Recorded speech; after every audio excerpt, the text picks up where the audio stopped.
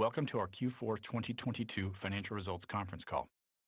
Joining us today to answer your questions is Andy Jassy, our CEO, and Brian Olsavsky, our CFO.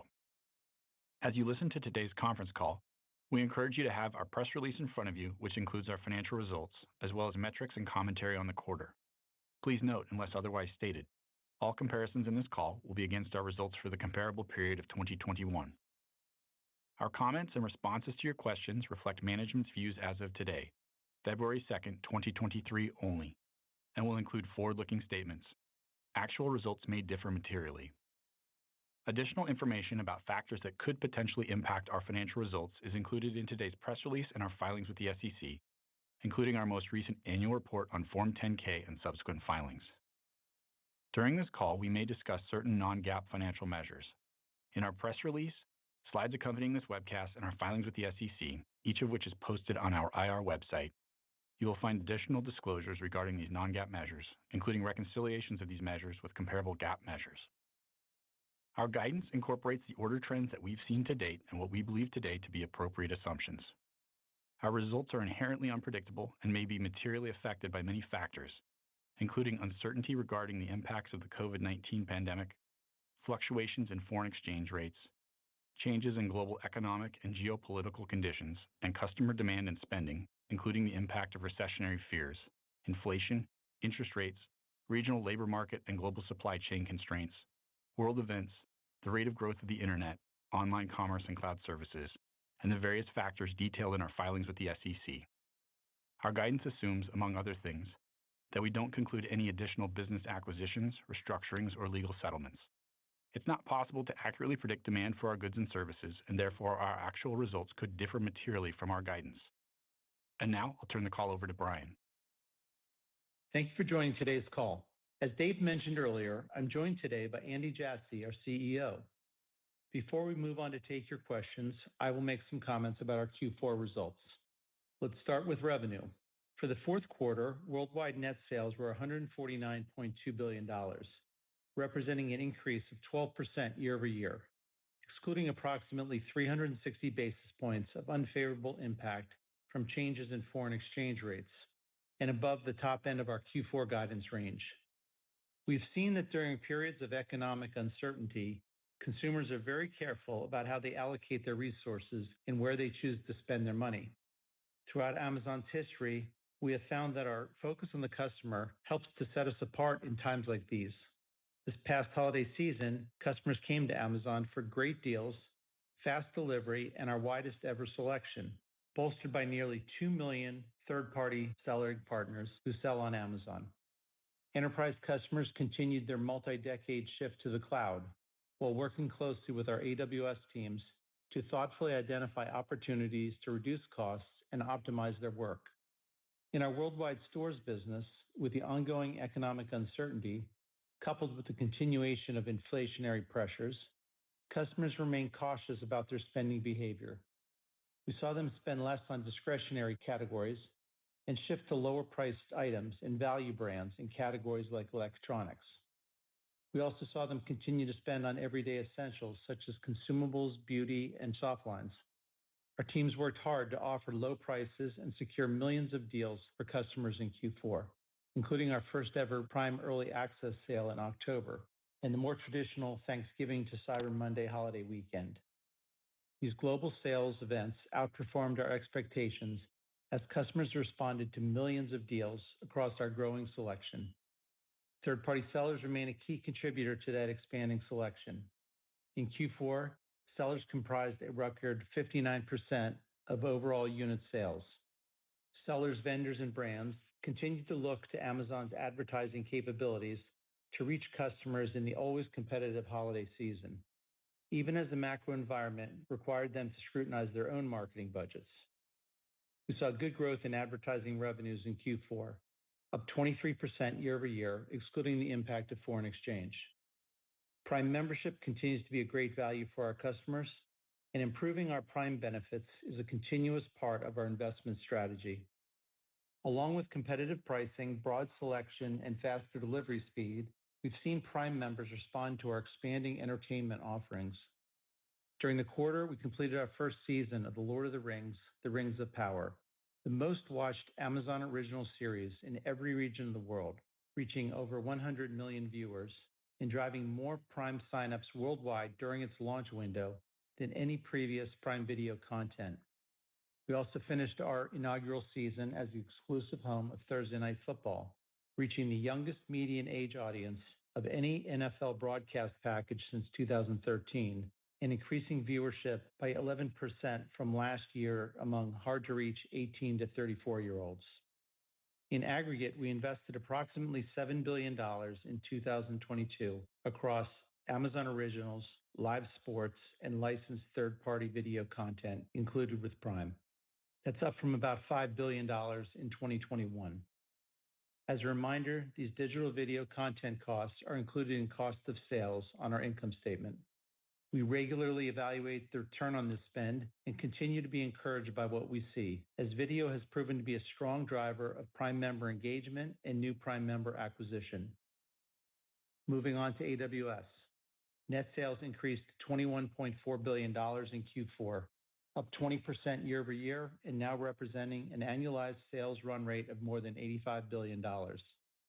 Starting back in the middle of the third quarter of 2022, we saw our year-over-year growth rate slow as enterprises of all sizes evaluated ways to optimize their cloud spending in response to the tough macroeconomic conditions. As expected, these optimization efforts continued into the fourth quarter. Some of the key benefits of being in the cloud compared to managing your own data center are the ability to handle large demand swings and to optimize costs relatively quickly, especially during times of economic uncertainty. Our customers are looking for ways to save money, and we spend a lot of our time trying to help them do so. This customer focus is in our DNA and informs how we think about our customer relationships and how we will partner with them for the long term. As we look ahead, we expect these optimization efforts will continue to be a headwind to AWS growth in at least the next couple of quarters.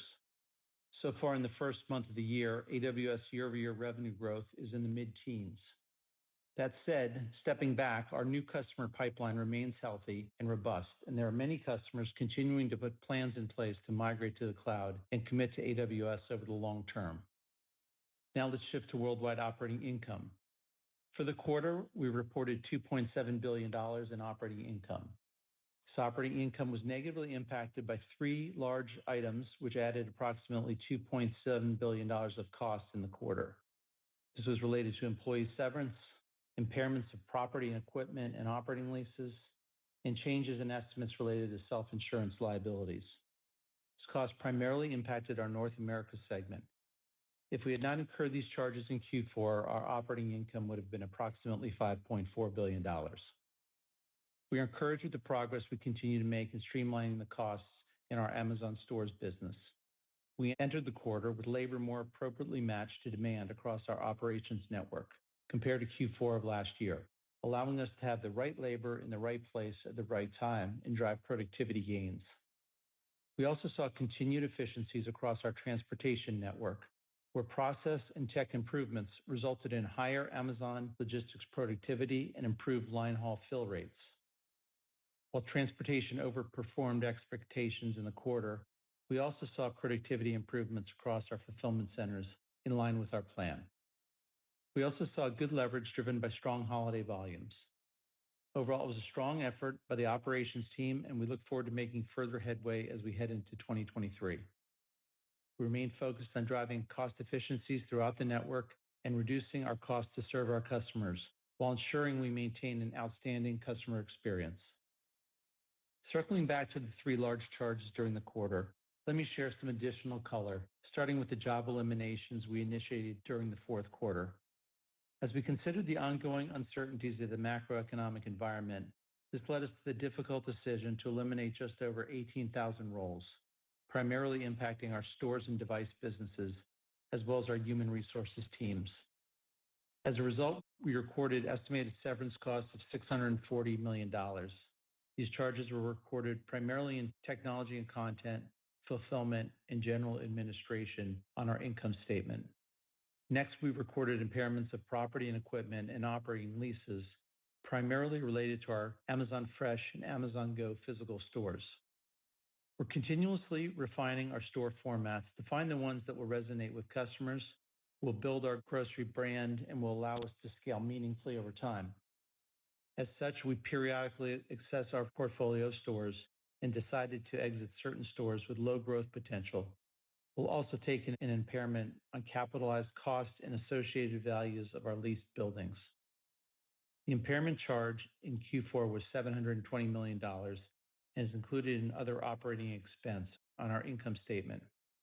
We continue to believe grocery is a significant opportunity, and we're focused on serving customers through multiple channels, whether that's online delivery, pickup, or in-store shopping. Lastly, during the quarter, we increased our reserves for general, product, and automobile self-insurance liabilities, driven by changes in our estimates about the cost of asserted and unasserted claims, resulting in additional expense of $1.3 billion. This impact is primarily recorded in cost of sales on our income statement. As our business has grown quickly over the last several years, particularly as we've built out our fulfillment and transportation network, and claim amounts have seen industry-wide inflation, we've continued to evaluate and adjust this reserve for both asserted claims as well as our estimate for unasserted claims. We reported overall net income of $278 million in the fourth quarter.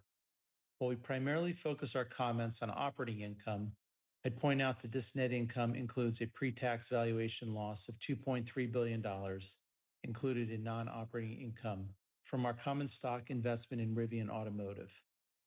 As we've noted in recent quarters, this activity is not related to Amazon's ongoing operations, but rather to quarter-to-quarter fluctuations in Rivian's stock price. As we head into the new year, we remain heads down focused on driving a better customer experience. We believe putting customers first is the only reliable way to create lasting value for our shareholders. Hey everybody, this is Andy. Just before we started the questions, I just wanted to say it's good to be with you all on the call today. I thought I might jump on the calls from time to time moving forward, and given that this last quarter was the end of my first full year in this role, and given some of the unusual parts in the economy and our business, I thought this might be a good one to join. So thanks for having me. And at this time, we will now open the call up for questions. We ask each caller to please limit yourself to one question. If you would like to ask a question, please press star one on your telephone keypad. We ask that when you pose your question, you pick up your handsets to provide optimum sound quality. And once again, to initiate a question, please press star and then one on your touch-tone telephone at this time. Now please hold while we poll for questions. Thank you. And our first question comes from the line of Brian Novak with Morgan Stanley. Please proceed with your question. Thanks for taking my questions. I have two. Andy, I want to ask you just the first one. You've been in the seat for a while. As you sit there, what are your key focal points, product categories, or investment priorities that you're most focused on to drive durable multi-year growth in that North America retail segment as we recover? And then the second one, just sort of staying on the North America retail side, how do you think about the potential margin potential of that business over the next few years as you sort of grow into the warehouse, and what are the warehouse network and what are the efficiency factors to get you to those goals? Thanks. Brian, this is Brian. First, let me just start with your second question. On the sorry, can you hear me? On the expectation for retail margins, especially in North America, what we've said is, when we look back to our cost structure pre-pandemic, we were just in the end of 2019, early part of 2020. We're just starting to roll out one-day shipping in North America, and we had an expectation of what our cost structure would look like. That has changed quite a bit in the last 3 years now due to a doubling of our network expansion. I think you've heard me tell this story on different calls, but essentially we're now trying to, again, regain our cost structure that we've had in the past, balance and get more efficient on the assets we've added in the last 2-3 years now, and also look at all the investment areas that we're working on to drive growth, continuing to look at them where we need to make course corrections, where we need to change things up. And we expect that, again, a lot of the improvement will be in North America operations costs. We made good headway in 2022. We always want to make more, and we're going to be working on this definitely through 2023 and beyond. But we hope to make and expect to make big improvements in 2023. Yeah, and you know, I'll start just at a broad level, priority-wise. You know, the connective tissue for everything we do across the company, including in stores in North America, is we realize that we exist to make customers' lives better and easier every day, and relentlessly invent to do so. And being maniacally focused on the customer experience is always going to be a top priority for us. And at the same time, and this is true in North America as well as across the entire business, we're working really hard to streamline our costs and trying to do so at the same time that we don't give up on the long-term strategic investments that we believe can meaningfully change broad customer experiences and change Amazon over the long term.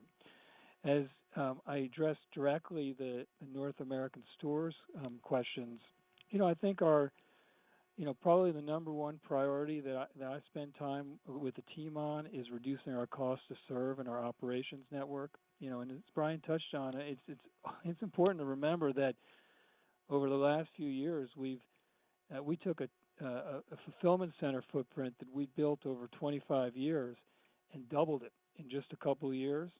And then we, at the same time, built out a transportation network for last mile, roughly the size of UPS in a couple of years. And so when you do both of those things to meet the huge surge in demand, you're going to, you know, just to get those functional, it took everything we had. And so there's a lot to figure out how to optimize and how to make more efficient and more productive. And then I think at the same time, if you think about doubling the number of fulfillment centers you have, and then adding a very large transportation network, and you realize that all of those facilities have to link together to get products to customers, that's a pretty big expansion in the number of nodes in the network. It becomes a little bit different network. And so to figure out how to be really efficient across all those links and to have them be highly utilized and to get the flows in those facilities working the right way takes time. So we're working very hard on it. I'm pleased with the progress we made in Q4, and you can see that in some of the results. But that work will extend into 23. So that's first. I think the second thing, priority-wise, I would talk about is just speed. You know, we believe that continuing to get products to customers faster makes customers happier, and they also convert at a higher rate when they can see promises of deliveries that are faster. I think selection will always be a very high area of focus for us. We work with hundreds of thousands in the U.S. And millions overall in the world of selling partners. You know, in this past quarter, 59% of the units sold were from our third-party selling partners. And we work very hard to provide unmatched selection, and that matters a lot to customers. I think pricing being sharp is always important, but particularly in this type of uncertain economy where customers are very conscious about how much they're spending, having the millions of deals that we put together with our selling partners in the fourth quarter was an important part of the demand that you saw, and we'll continue to work really hard on being sharp on pricing. And then just, you know, the customer experience improvements that we're working all the time, you know, whether it's adding Buy with Prime that allows Prime users to use their Prime benefits on other websites than just Amazon, or adding RX Pass in the healthcare space where our Prime customers for $5 a month can get all the medicines they're using in unlimited fashion. Or whether it's just even in our apparel business where when you're looking at clothing you might buy, being able to see virtually your shoes with that outfit to see how it looks, and it changes your customer experience, your buying experience. We will continue to work very hard on those customer experiences, and we have a lot more planned. Thank you. And the next question comes from the line of Doug Anmuth with J.P. Morgan. Please proceed with your question. Thanks for taking the questions. Also for Andy, I have two. Just first, how would you evaluate your efforts in grocery thus far? I know it's a big, huge market. You're attacking it different ways. What are the key steps here that you're focused on to drive greater market share? And then secondly, how should we think about the strategic importance of some of these emerging bets type of areas like healthcare and Kuiper and autonomous vehicles, among others? Thanks.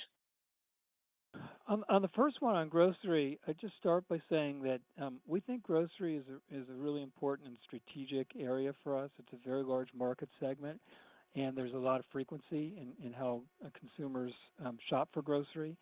And we also believe that over time, grocery is going to be omni-channel. You know, there are going to be a lot of people that order their grocery items online and have it delivered to them.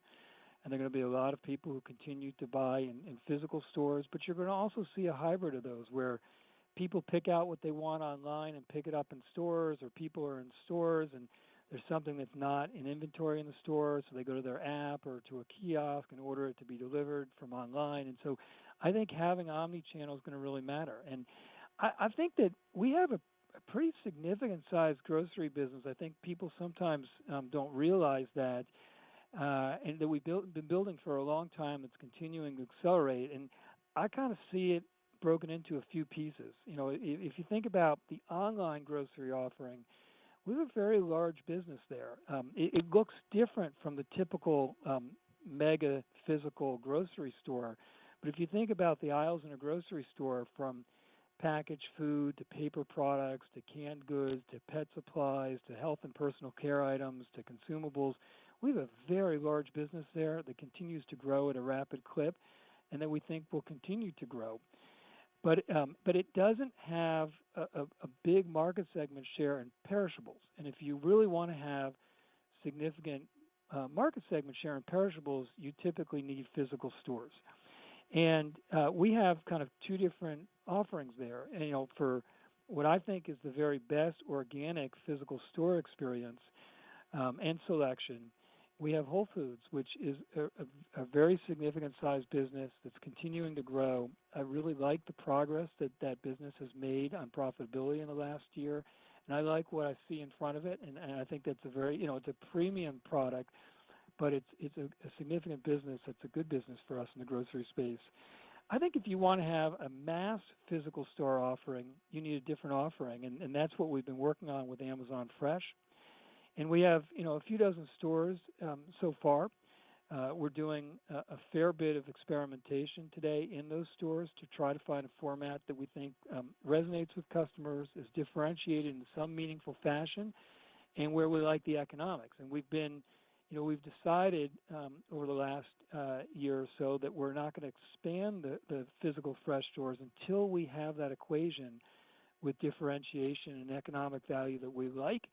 But we're optimistic that we're going to find that in 2023. We're working hard at it. We see some encouraging signs. And when we do find that equation, we will expand it more expansively. But I think that we have a very significant opportunity in the grocery segment. I think we're building a pretty broad grocery network across online and physical, and you're going to see us continue to work on it.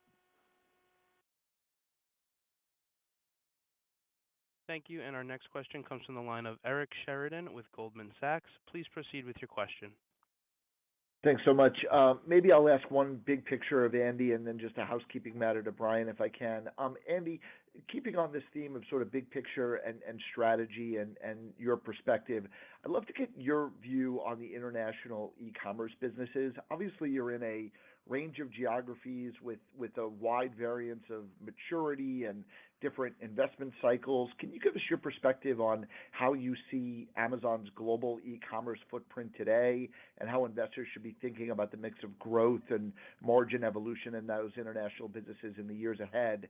And maybe, Brian, if I can just ask a quick follow-up. You know, in the Q1 operating income guidance that you gave, I think there's some confusion among investors as to where you might be capturing some of the restructuring charges from the announcements that the company's made on employee count between Q4 and Q1. Can you just clarify what was captured in Q4 versus what might be included in the way you framed the Q1 operating income guidance? Thanks so much. Sure. Let me start. This is Brian. Let me start with that second part. So, as I said earlier, we took a $640 million charge tied to the position elimination that we announced in Q4. A lot of that fell into Q1 into mid to late January. So the way to think about it is for the terminations in January, the salaries for the first 3 weeks are covered in operating results for Q1, but the period after that, where there's weeks of or months of severance coverage, job placement, a lot of those costs are what the $640 million charge was in Q4. So I hope that helps. And on the question about international e-commerce, we're very enthusiastic about the business we're building there. I think just perspective, if you look at the compounded annual growth rate from 2019 to 21, in the UK it was over 30%, in Germany it was 26%, in Japan it was 21%, and the fact that that we haven't given back that growth, and these are all net of FX, but if you look at even the last couple quarters where we're continuing to grow and we haven't given back some of that growth, a meaningful amount of market segment share has shifted to our global established e-commerce territories, and we're excited about that.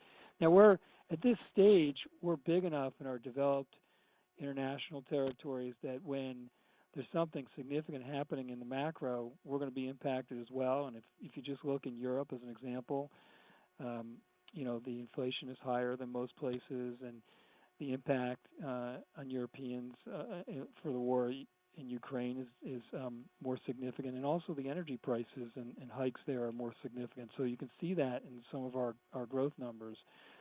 And then you look at our emerging countries, and they're all a little bit different and all in a little bit different stage, as you recognize in the question.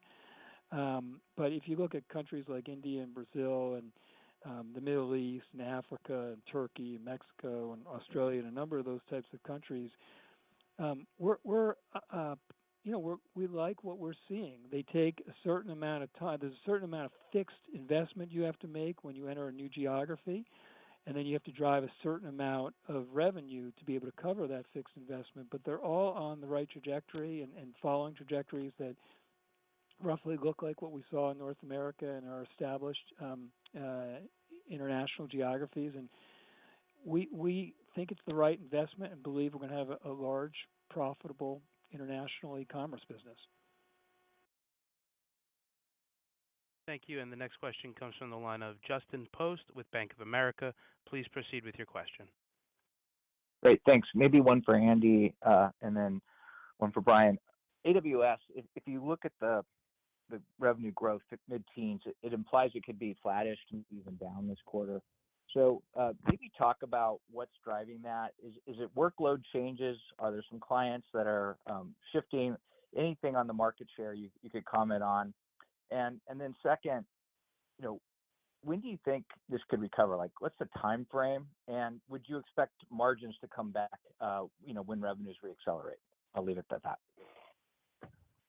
Thanks, Justin, for your question. This is Brian. Let me start with the what we're seeing at the customer level. So as I've mentioned, continuing, it's across all industries. There are some points of weakness, things like financial services, like mortgage companies that do, as mortgage volumes down, some of their compute challenges or compute volumes are down.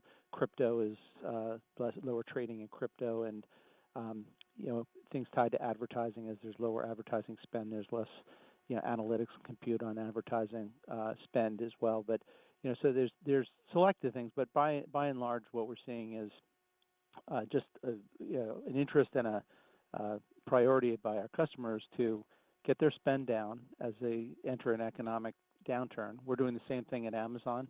We're questioning our infrastructure expenses as well as everything else, and we there's things you can do. You can defer. You can switch to lower cost products. You can run calculations less frequently. There's just you can do different types of storage on your data. So there's ways to alter your cost and your bill in a short period of time. I think that's what we're seeing, and as I said, we're working with our customers to help them do that. And again, we're seeing ourselves at Amazon. So I'll let Andy add some color on kind of the general trends in AWS, but that's more what we're seeing at the customer level right now. Yeah, I would just add, I mean, I think Brian covered a bunch of it. I think most enterprises right now are acting cautiously. You see it with virtually every enterprise, and we're being very thoughtful about streamlining our costs as well. And when you are being cautious, you look for ways that you can spend less money, and where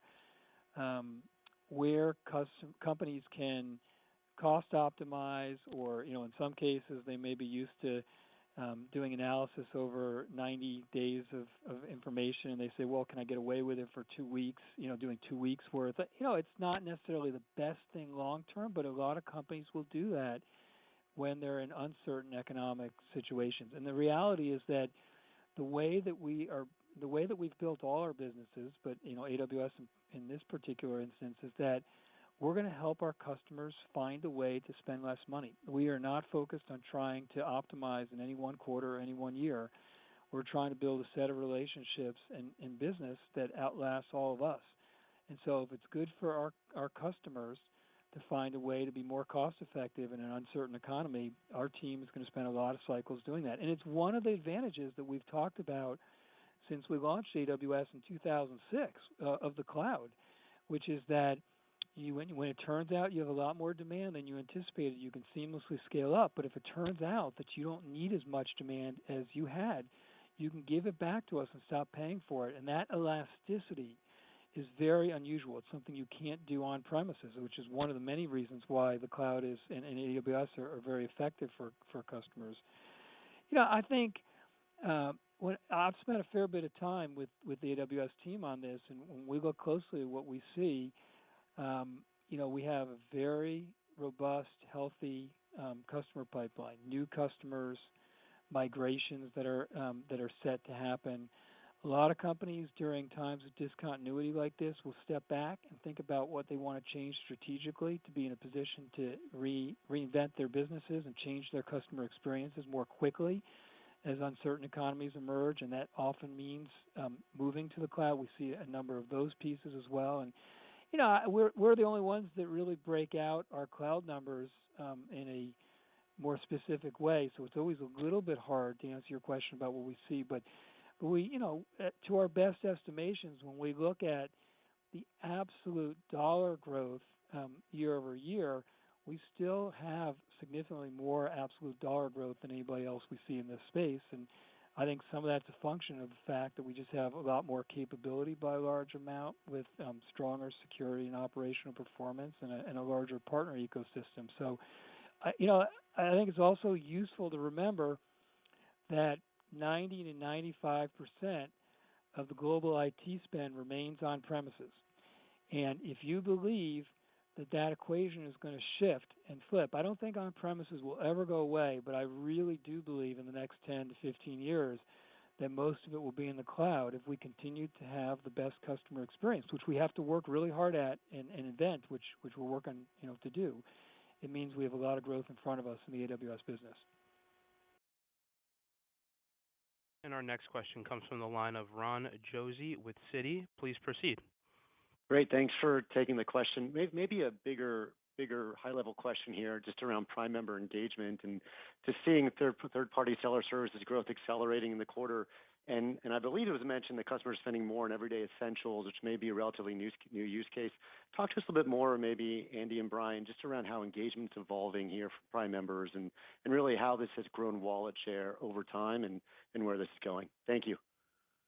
Yeah, thanks, Ron, for your question. I would say that the Prime membership remains strong, and so has the dollars purchased per Prime member.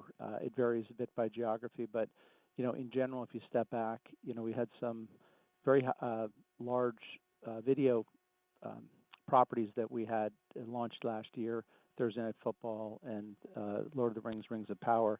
Both of them had record signups for Prime membership, and we know that, again, investments like that will help with not only new Prime member acquisition, but also retention. And we see a direct link between that type of engagement and higher purchases of everyday products on our Amazon website. So, the health of Prime is very strong. As Andy mentioned earlier, we are continuing to work to get our speed of delivery up, to get more one-day shipments. We think that will also be well received by Prime members. But the combination of price selection and convenience, I think we've made inroads on all of them, especially with the third-party selection that's been added over the last few years. So, I think the testament to that is the sales that we had in the fourth quarter in a very competitive and deal-driven environment. Prime members and others came to Amazon to do their shopping. So we're encouraged by it. Just add really one piece here, which is just if you step back and think about a lot of subscription programs, there are a number of them that are $14, $15 a month, really for entertainment content, and which is more than what Prime is today. If you think about the value of Prime, which is less than what I just mentioned, where you get the entertainment content on the Prime Video side, and you get the shipping benefit, the fast shipping benefit you can't find elsewhere, and you get the music benefit, and you get the Prime gaming benefit, and you get the photos benefit, and you get the buy with Prime capability, use your Prime subscription on websites that beyond just Amazon, and some of the grocery benefits that we provide, and our X Pass, like we just launched, to get a number of medications people take regularly for $5 a month unlimited. That is remarkable value that you just don't find elsewhere. And we will continue to add things to Prime and continue to experiment with lots of different features and benefits, but it's still early days, and as we continue to make the service better and better and fully featured, we see people continuing to spend more at Amazon across our various businesses. So we're optimistic about it. And our final question comes from Mark Mahaney with Evercore ISI. Please proceed with your question. Thanks. Two questions. Brian, just any color on why mid-teens is kind of a holdable growth rate for AWS, over the next couple of quarters, given what looks like pretty clearly, continuing deterioration in enterprise demand. And then Andy, I wonder at a high level, you could just talk about how your priorities may have changed or the company's priorities may have changed over the last year or so as you've been the CEO. And it looks like there's a bit of a peel back on devices, a peel back on physical stores, except for groceries, and then maybe a little bit more of a lean in on health. And I'm not quite sure what you're doing with entertainment, content spend like that. Maybe it's the same, maybe it's a little bit more, but just at a high level, how would you say your priorities have changed or are different than the prior CEOs? Thank you. Hi, Mark.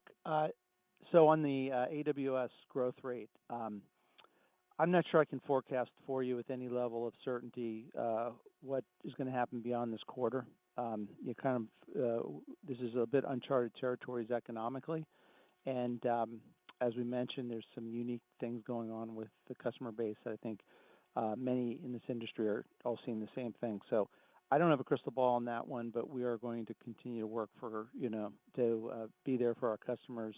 And as I said in the earlier comments, we do have new deals. We have new workloads coming to the cloud.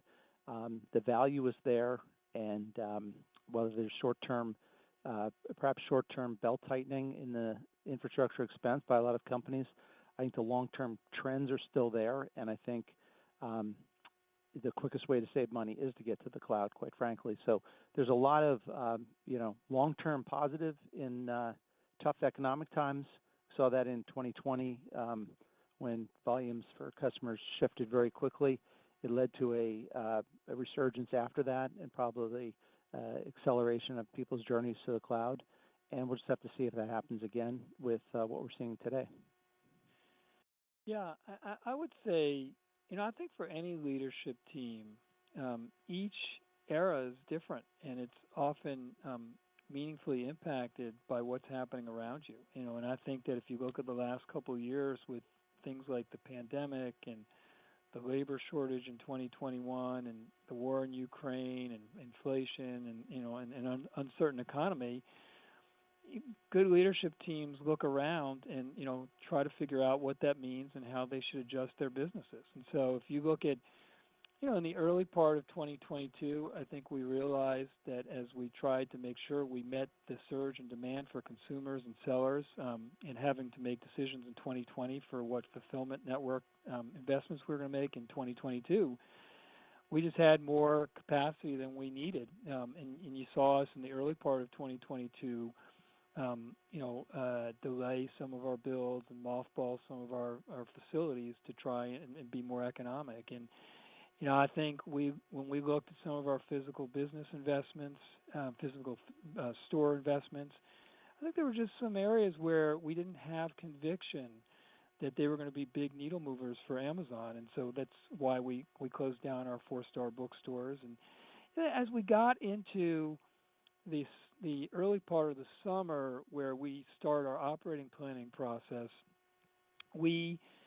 and there was a lot of things happening in the macroeconomy. We started that process with the high-level tenet of we want to find a way to meaningfully streamline our costs, in all of our businesses, not just their existing large businesses, but also in some of the investments we're making.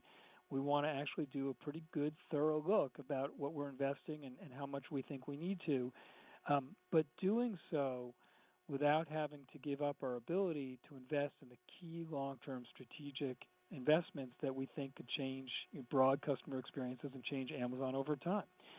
And, you saw, that process led to us, choosing to pause on incremental headcount as we tried to assess what was happening in the economy. And, we eliminated some programs in Fabric.com and Amazon Care and Amazon Glow and Amazon Explore. And we decided to go slower on on the physical store expansion in the grocery space until we had a format that we really believed in rolling out. And we went a little bit slower on some devices, and until we made the very hard decision that Brian talked about earlier, which was the hardest decision I think we've all been a part of, which was to reduce or eliminate 18,000 roles. And so those were all done with an eye towards trying to streamline our costs but still be able to invest in the things that we think really matter over the long term.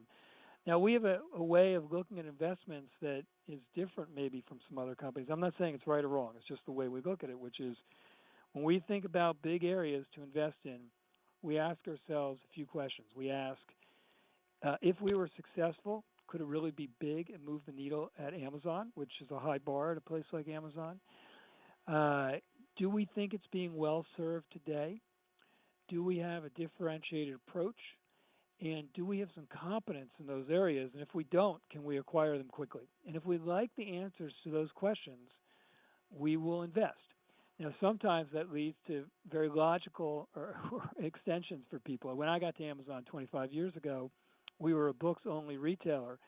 And when we expanded into music and video and electronics, that seemed pretty natural to people. Amazingly, people were very surprised we were expanding into tools. That seemed far afield for people, but it turned out not to be.